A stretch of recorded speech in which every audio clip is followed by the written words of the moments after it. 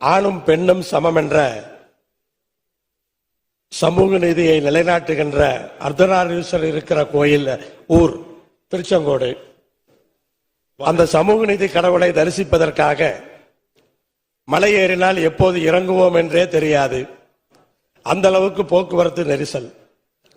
தேர்தல் வாக்குறுதியிலே ரோப்கார் அமைக்கப்படும் என்று அறிவித்திருந்தோம். மக்கள் மகிழ்ச்சியாக இருந்தார்கள். அது சாத்தியமில்லை என்று ஆன பின்னால் மாற்று சாலை அமைப்பதை தவிர வேறு வழியே கிடையாது. நெடுஞ்சாலைத்துறையின் சார்பாக அதிகாரிகள் நேரடியாக வந்து பார்த்து அது சாத்தியம் என்று சொல்லி இருக்கிறார்கள். ஆனால் இந்த ஆண்டே மாண்புமிகு நெடுஞ்சாலைத்துறை அமைச்சர் அவர்கள் திருச்செங்கோடு அர்த்தநாரீஸ்வரர் மலைக்கு ஒரு மாற்று சாலையை அமைத்து தந்து அந்த பகுதியில் இருக்கிற பக்தர்கள் எந்த தொல்லையும் இல்லாமல் சமூக நீதி கடவுளான அர்த்தநாரீஸ்வரரை வணங்கும்